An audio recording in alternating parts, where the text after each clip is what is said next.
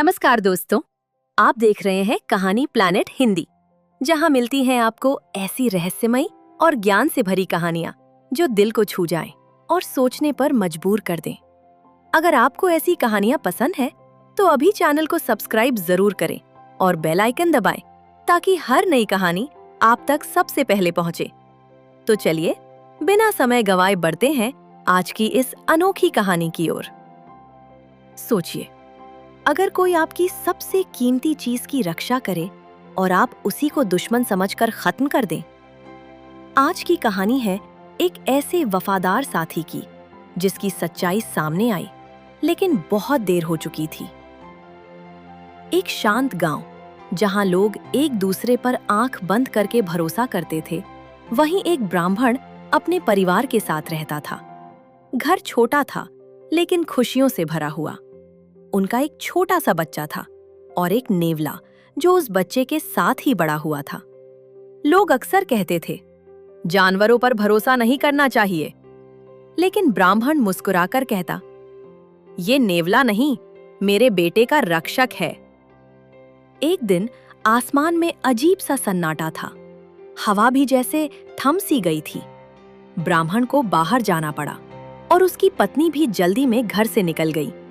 जाते जाते उसने एक बार नेवले की आंखों में देखा, जैसे कोई जिम्मेदारी सौंप रही हो। घर अब पूरी तरह खाली था, लेकिन खतरा अंदर आ चुका था। धीरे धीरे फर्श पर सरकती हुई एक परछाई, एक जहरीला काला सांप, उसकी नजर सीधे बच्चे पर थी। नेवले ने जैसे ही सांप को देखा, उसकी आंखों में एक अलग ही चमक आ गई। यह अब खेल नहीं था, यह एक जंग थी। सांप फुफकारा, नेवला झपटा।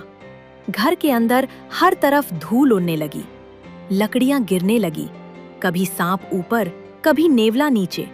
आखिरकार एक जोरदार वार के साथ नेवले ने सांप का काम तमाम कर दिया, लेकिन उसका शरीर घायल था, मुंह पर खून लगा हुआ था।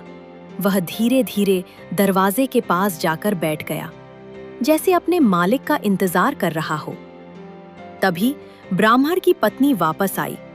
उसकी नजर जैसे ही नेवले पर पड़ी, खून से सना हुआ मुंह, बिखरा हुआ घर, उसका दिल जोर से धड़कने लगा।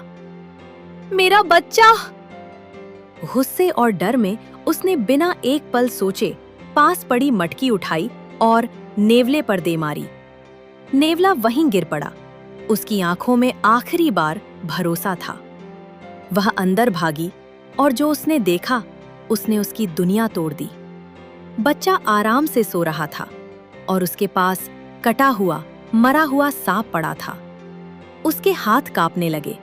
वह वापस बाहर आई, नेवले के पास बैठ गई, लेकिन अब सब कुछ खत्म हो चुका था। कभी-कभी हमारा सबसे बड़ा दुश्मन हमारा डर और जल्दबाजी होता है, और सबसे बड़ा नुकसान हम उसी का कर देते हैं जो हमारा सबसे सच्चा साथी होता है। अगर आपको यह कहानी पसंद आई हो तो वीडियो को लाइक, शेयर और सब्सक्राइब जरूर करें।